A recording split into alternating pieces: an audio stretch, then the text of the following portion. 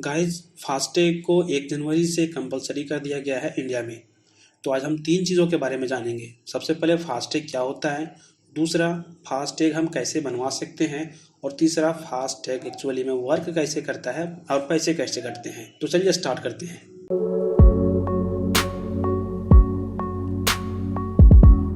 तो देखिए, सबसे पहले फास्टैग होता क्या है। फास्टैग एक इलेक्ट्रॉनिक टोल कलेक्शन सिस्टम लाया गया है इंडिया में।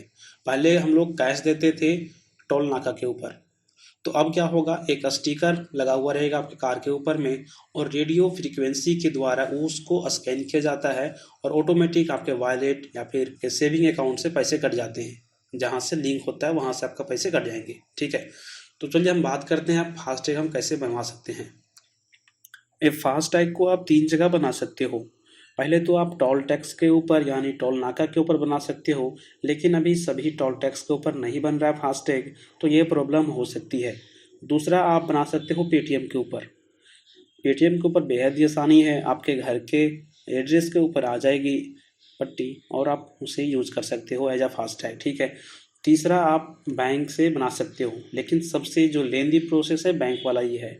आपको एक दिन जानी पड़ेगी, दूसरे दिन फिर से जब वो बुलाएगा तो फिर जानी पड़ेगी लेने के लिए। तो ये थोड़ा सा बहुत ही लेंदी प्रोसेस है। तो फास्टैग बनवाने के लिए सबसे इजी तरीका ये है कि आप पेटीएम के ऊपर में चले जाइए। अब पेटीएम के ऊपर में जाने के बाद यहाँ पर आप देख सकते हो ये आ गया है फास्टैग और यहाँ से आप डायरेक्टली अप्लाई कर सकते हो फास्टैग। ठीक है, अभी तो यहाँ पर 100 रुपीज़ चार्ज लेता है, 250 रुपये सिक्योरिटी मनी रखता है और आपके पास 150 रुपये इस कार्ड के ऊपर में आ जाता है। ठीक है, तो इससे आप अपने पेटीएम से यदि आप यूज़ कर रहे हो तो पेटीएम वॉलेट में आप पैसे रखने पड़ेंगे, जितना टोल टैक्स कटेगा वहाँ से ऑटोमेटिक कट जाएगा। ठीक है, तो अप्लाई कर जाने के बाद में आप अभी तो यहाँ पर बहुत ही क्विकली हो रहा है, यानी 5 से 10 दिन के अंदर में, मैक्सिमम 10 दिन लगती है और 10 दिन के अंदर में आपके दिया गया एड्रेस पर पहुँच जाएगा। अब देखिए फास्टैग काम कैसे करती है। तो फास्टैग जैसे आपके पास स्टिकर आ जाएगा, तो स्टिकर आ जाने के बाद आपको कार के अंदर से चिपकानी है ग्लास को साफ करने के बाद, क्योंकि डस्ट रहेगा तो सही से स्कैन नहीं कर पाएगा। इसीलिए आप मेक श्योर कि सबसे पहले अपने ग्लास को साफ कर ले कोई अच्छे कपड़े से, उसके बाद आप अंदर से सीधा बिल्कुल चिपकाएंगे इस तरह। अब चिपकाने के बाद आपको वॉलेट में या फिर जहाँ से लिंक कर रखे हैं आपने ये फास्टैग को, वहाँ पर आपको पैसे रखनी है। यदि आप घर से निकलते हैं तो आपको पता है कि यहाँ पर टोल टैक्स आने वाला है, अपने वॉलेट में पैसे रखेंगे, जैसे ही क्रॉस करते हैं टोल टैक्स वैसे ही आपका अकाउंट से पैसे कट जाएंगे। यहाँ पर 1-2 चीज़ का ध्यान रखनी है।